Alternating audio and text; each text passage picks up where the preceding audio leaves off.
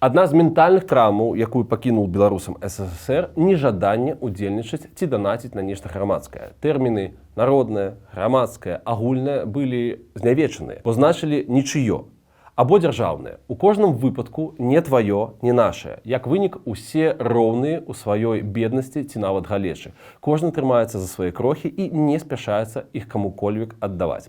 Нагадваю, мы канал «Загляне сонца». Давайте сёння паспрабуем разабрацца ў гісторыі нашага беларускага мецэнацтва і зразумець, што гэта не раскідванне грошаў, бо іх тупа овердафіга. Не нейкі там понт, а інвестыцыя ў сваё атачэнне, людзей, свой край, ну і, безумоўна, у сябе.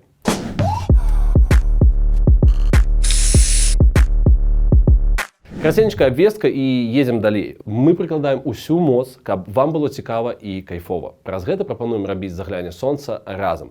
Фармат і колькасць выпускаў на месяц будуць залежаць ад таго, колькі грошыкаў атрымаецца сабраць. Можна падтрымаць канал праз YouTube, можна заданаціць на Buy Me a Coffee. Ёсць, дарэчы, рахунак для крыпты. Маецца опцыя стаць сталым спонсорам ці разова заданаціць. Усё залічваецца і дадае плюсик у карму. Адпаведнай спасылачкі ў апісанні і каментарах. Дзякуй вам вялікі і вельмі шчыры. Гэта сапраўды натхняе. Давайте беларусіць разам цяпер яшчэ і ў такім яшчэ больш шчыльным фармаце. Дзякуй за давер, дзякуй за донат. Працягваем глядзець. Каго мы можам узгадаць з мецэнатаў? Хіба з сучасных? Віктор Бабарыка, Юрый Зісер, Павел Падкарытаў. Першы сядзіць, другі памёр, трэці за мяжой. Ягоны маёнтак Падарожск, дзе меў быць музей шляхты, канфіскаваны дзяржавай. Калі пра мінулае, раптам хто ўзгадае Магдалену Радзівіл, а іншых тыпу наогул і не было. Усё. Але ж былі, прычым праз усю гісторыю ад самага яе пачатка. Глядзіце, Ефрасіня Полацкая, а гэта ажно 12 стагоддзя. У канцы 1120-х заснавала ў Сяльцы першы на нашых землях жаночы манастыр. Побач быў і мужчынскі. Манастыр, калі што, гэта не толькі пра маленне там і пасты. Гэта інфраструктура буйная і квітнеючая, бо побач майстэрні па перапісванні кніг. Скрыпторыі. Гэта важна зразумець і для наступных сюжэтаў, бо так працаваў сярэднявечны свет. Цэнтры культуры, навукі, мастацтва, пісьменнасці, як правіла, манастыры. Бо ў чалавека, які займаецца сельскай працай, тупа няма ані часу, ані досведу, каб рабіць інтэлектуальны прадукт. Глядзіце, манастыры раўно інтэлектуальныя хабы. Манахі раўно тагачасныя айцішнікі, калі, ну вось зусім груба. Ефрасіня і сама была такой айцішніцай, бо не толькі спансаравала, але і перапісвала кнігі. Бясконцы там жыцці святых, павучэнні, трактаты. Кнігі ішлі на продаж, ну а атрыманыя грошы яна прызначала раздаваць бедным. На яе ж грошы быў збудаваны храм святога Спаса ў Полацку. Яна ж адчыняла школы, у якіх вучыліся пісьму, арыфметыцы, грэцкай, лацінскай мовам, асновам медыцыны і прыродазнаўства. Ну і, канешне, крыж Ефрасіні Полацкай. Твор мастацтва, які стаў адным з сімвалам Беларусі. Давайте адаб'емся і працягнем. Часы ВКЛ нон-стоп мецэнацтвам. Цяжка знайсці такі магнацкі род, які б не фундаваў хоць аднаго касцёла, манастыра, школы і так далей. І гэта не ўлічваючы прыватных бібліятэкаў і мастацкіх збораў. Можна, 100% можна сказаць, ну, яно ж прыватнае. Дзе тут якое-кольвек мецэнацтва? Але якая механіка працэса? Ты плаціш мастаку, каб ён зрабіў прыгожае і крутое. І яно застаецца ў Беларусі. Усе задаволеныя. Кайф? Ну, канешне, кайф. Тое самае з бібліятэкамі. Ты купляеш па свеце крутыя кнігі, і яны па выніку знаходзяцца тут, а не там у Нюрнбергу ці Ватикане. А ўжо бібліятэкай могуць карыстацца не толькі чальцы тваёй сям'і, але і іншыя людзі з твайго колу. То бок, прастора стае больш інтэлектуальнай і больш прасунутай, а чалавек, абчытаўшыся умоўнага Авідзія і Платона, стае, напрыклад, чыноўнікам і прымае больш здравыя, больш разумныя рашэнні. І ўжо на гэтым этапе мы падыходзім да таго, што кожнае, любое амаль мецэнацтва – гэта інвестыцыя ў свет вакол цябе, каб ён гэты свет стаў лепшы. Радзівілы, Любамірскія, Пацы, Агінскі і іншыя будавалі касцёлы, капліцы проста нон-стоп. Як правіла, каб пасля ў іх быць пахаванымі. Напрыклад, Міхал Пац у Вільні збудаваў касцёл святога Петра і Паўла, а сябе загадаў пахаваць пад парогам тагонага касцёла. Таму кожны, хто ўваходзіць, ножкамі праходзіў па яго магіле. Ну і мог прачытаць, хто гэта такі. Хаця, калі пліты былі на падлозе, імёны тых фундатараў, як правіла, выціраліся за сотні гадоў, і гэта таксама філасофія. што ўсё мінае, выціраецца, а зробленае застаецца. Класічны прыклад. Мікалай Радзівіл Чорны. Глядзіце, тэзісна, уклаўся ў будаўніцтва 132 храмаў. Адкрыў школы для будучай эліты ВКЛ. Укладаўся ў адбудову гарадоў Нясвіж, Берасце. Адкрыў першыя друкарні на тэрыторыі сучаснай Беларусі. Менавіта ў іх былі выдадзены першыя ў ВКЛ нотныя зборнікі, берасцейскі і нясвіжкі канцыянальны, спеўнікі так званыя. Адпаведна, гэта 1558 і 1563-64 гады. Пры ягоным двары працавалі дзеячы еўрапейскага музычнага рэнесансу. А яшчэ ён заснаваў медальна-манетны збор. Ну, ці вось яшчэ адзін прыклад. Крыштаф Весялоўскі, магнат і высокі чыноўнік у ВКЛ. Фундаваў касцёлы ў шмат якіх гарадах. І плюс да ўсяго гэтага адкрыў шпіталь для жаўнераў у Тыкоціне, які ў 1633 годзе перадаў удар Рэчы Паспалітай. На той момант гэта наогул еўрапейскае ноу-хау на нашых землях. То бок жаўнер гэта не гарматнае мяса, а каштоўны кадр. І калі ён ваяваў за краіну, дык пасля заслугоўвае, каб яго лекавалі і апекаваліся над ім. Канечне, гэта гісторыя і друкарні Мамонічаў у Вільні. Пётр Мсціславец у 1574 годзе адкрыў справу на сродкі купцоў Мамонічаў і заваліў ВКЛ літаратурай на нашай старой мове. Ну і, адпаведна, кірыліцай. Там выйшла дафігішча ўсяго, уключна з рэлігійнымі выданнямі, але таксама розныя судзебнікі, ну і таксама той самы статут ВКЛ 1588 года на стара-беларускай мове.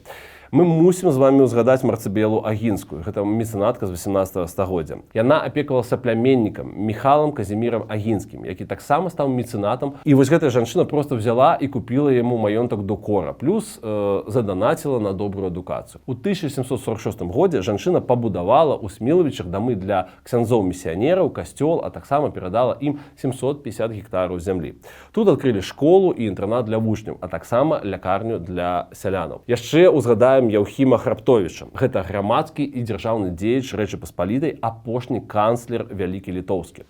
Захапляўся калекцыянаваннем кніг у шчорсах. Галоўным для яго там стала бібліятэка, адкрытая для наведванняў. Збор Храптовічаў налічваў каля 20 тысячаў тамоў. Ну і што важна, у яго бібліятэцы працавалі Адам Міцкевіч, Ян Чачот, Уладзіслаў Саракомля. То бок, гэтыя кнігі сталі інвестыцыі ў нашу літаратуру і літаратараў.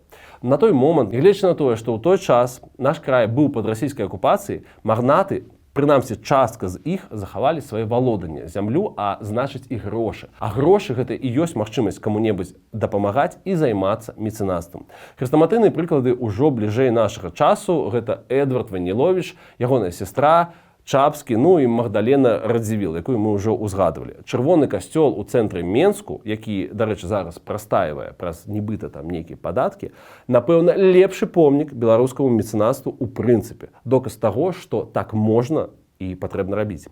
Давайте возьмем за прыклад Караля Чапскага. Мінскі гарадскі галава, філантроп і прадпрымальнік. Ад 1890 па 1901 год займаў пасаду мінскага гарадскога галавы. Тэзісна, зноў ж такі, паспрыяў з'яўленню электрастанцыі, тэлефоннай станцыі і спарткомплекса ў губернатарскім садзе, трамвая-конкі.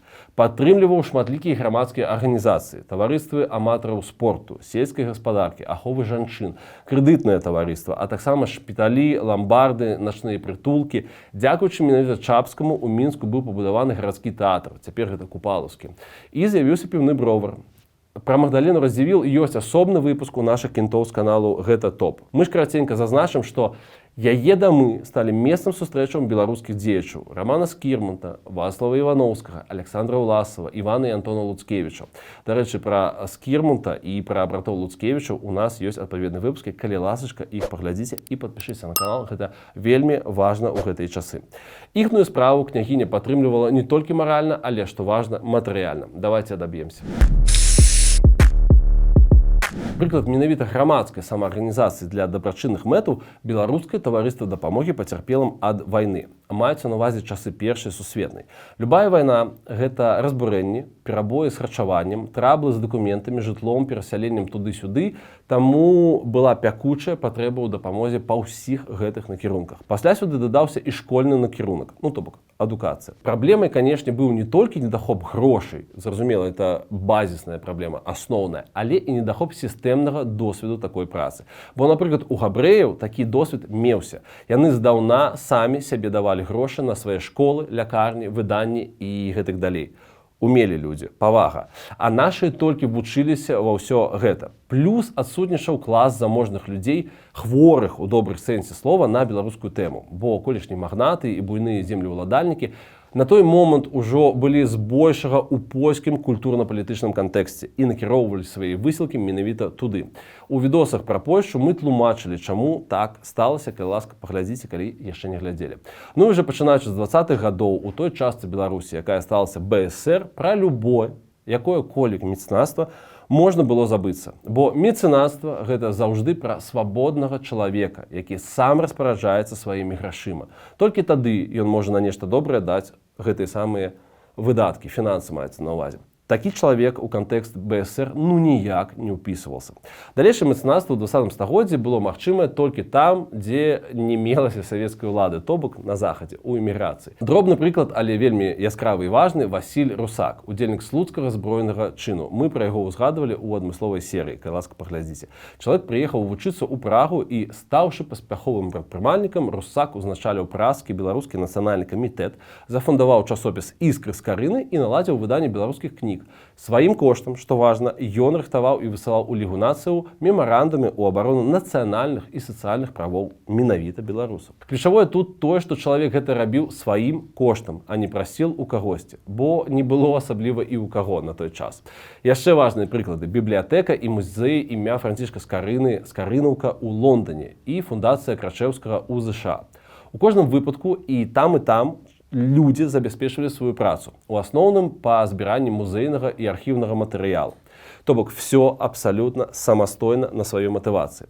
Маючы нядвіжку, яны здавалі нейкую яе частку, а з гэтых грошаў аплочвалі і збіранне архіваў, і выдавецкія праекты, і тыя ж камунальныя паслугі. Гэта таксама важна. Сюды ж будаўніцтва цэркваў ці помнікаў. Так, у Іст-Брансвіку ў ЗША ёсць цікавы помнік змагарам за беларускую незалежнасць. У Беларусі такога пакуль няма, а там вельмі далёка, за 1000 кіламетраў, ёсць. У Великабрытаніі з нашых эмігрантаў быў такі Ян Дамінік. Чалавек выехаў з Беларусі ў 1944-м, гандляваў нерухомасцю. Асабліва не асвяціўся, не быў чальцом нейкіх там арганізацыяў, хаця ўсіх ведаў і ўсе яго ведалі. А калі ўжо Беларусь стала незалежнай, дык у 1993 годзе узяў і бесплатна перадаў беларускай амбасадзе адзін са сваіх дамоў у Лондоне. Ну і для Скарынаўкі яшчэ даў 10 000 фунтаў, бо быў адным з яе апекуноў. Ключавое для беларусаў-эмігрантаў той хвалі разуменне, што табе апроч сваіх ніхто не дапаможа. Бо нейкіх міжнародных фондаў, якія былі б гатовыя інвеставаць у беларускія справы, наўпрост не было пад рукой. Таму інвеставалі самі. Ну і характэрна стараліся пры першай жа магчымасці купіць нерухомасць пад свае арганізацыі, аб'яднанні, архівы і гэтак далей. Каб было менавіта сваё, жалезнае і надзейнае. Пэўным сімвалам, стартам для рэнесансу мецэнацтва стал вяртанне ў Беларусь арыгінала статута ВКЛ у 2012 годзе. Народ тады скідваўся, каб выкупіць гэтую кнігу ў Маскве. Ну і выкупілі. Поспех, павага. Далей уже былі праекты Талака, затым Улі. Было да халершчы прыватных ініцыятываў. Даруйце нас, калі ласка, усіх проста немагчыма ўзгадаць.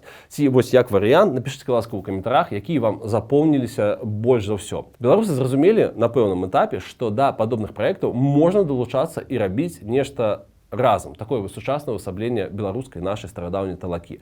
І не абавязкова быць банкірам. Можна пакласці свае 20 баксаў і зрабіць сапраўды нешта добрае. У нашым слоўніку з'явіліся вельмі важныя словы «данат» і «заданаціць», і яны яшчэ не мелі нейкага крымінальнага флёру. Пасля 2020-го тыя людзі, якія, на жаль, надалей кіруюць у Беларусі, сярод іншага крыміналізавалі таксама і дабрачыннасць. Відавочна, што ім гэта было вельмі важна. Зноў адбіць у людзей жаданне і магчымасць нешта фінансаваць і падтрымліваць. Бо ў іхным сусвеце даваць грошы на любую грамадскую справу можа або дзяржава, або замежныя выведкі. Трэцяга варыянта не існуе. Таксама важны тэйк. Можна ўзяць прыклад з габрэяў, якіх мы ўжо ўзгадвалі. Гэта чэмпіёны свету па дапамозе сваім. Але гэты феномен усё ж не на пустым месцы з'явіўся. Таму можна задаць сабе усяго адное пытанне. Няўжо для таго, каб беларусы ўрэшце пачалі дапамагаць адно аднаму і падтрымліваць беларускія праекты самастойна, у нашай гісторыі павінен адбыцца Халакост? Вельмі спадзяюся, што не. Урэшце, мецэнацтва – гэта ўсё ж укладанне грошаў і інвестыцыя. Такім чынам ты ствараеш той сусвет, у якім хочаш жыць. І сам выбіраеш, што ў ім падтрымліваць. На што аддаць свае 10, 20, 50, 100 баксаў. Канешне, можна не даваць нічога, але тады выбар за цябе будуць рабіць іншыя.